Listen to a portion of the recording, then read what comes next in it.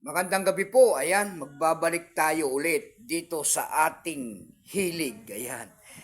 Mangulikta ng barya at magbigay ng kanilang mga presyo kung magkano ng kanilang mga bintahan sa ating mga online selling. Isa naman tayong kolektor, guys. Ayan. Magandang gabi po. Ayan. May meron tayong pag-usapang barya. Ito po ay pera po ng Kryota. Ayan. Kryota. Kryota. Tukone, kung tawagin nila guys, sa bansang Croata. Year 2013, isda, ayan, isda, ano yan, tukoni, ayan, tukoni, ayan, napakaano, tukoni. Ayan ang ating pag-uusapan guys sa bansang Croata, ayan, barya po ng Croata, ayan, tukoni, kung tawagin nila. Pero bago yan, magpapasalamat muna tayo, ayan, sa masugid na mga tagapagsubaybay dito sa aking YouTube channel sa Mil Soriano TV 29 po.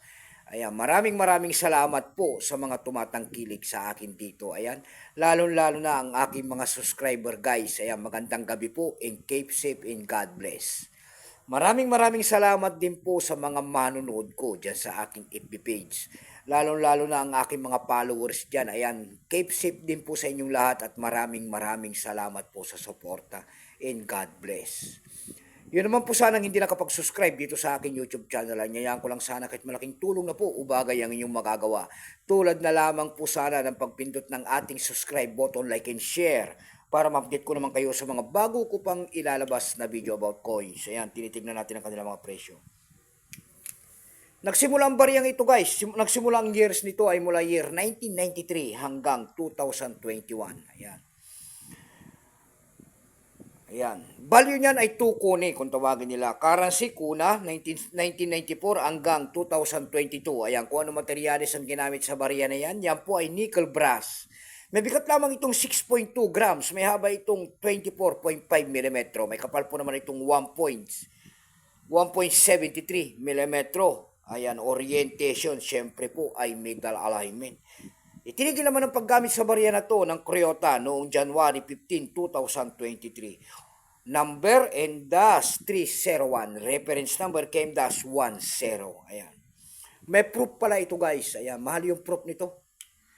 Ayan, yung proof nito, dalawa kasing variety yung year 2013 to eh. May proof pala. Ayan. Itong atin naman ito po ay 21%.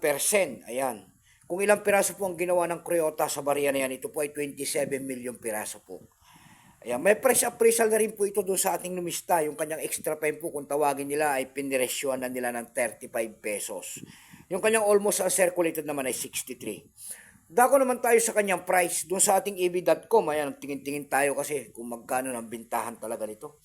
Doon sa ating EB.com guys, meron na tayo nakita nagbebenta nito ng $5.22. Nasundan po ito ng $3.90. Ayan. Meron tayo nakita doon ng uncirculated na ganito. Tuko na. Ayan, proof yata yun. Nagkakahalaga ng $11.99. Meron pinakamababa po na bintahan na nito doon ay $1.80 na.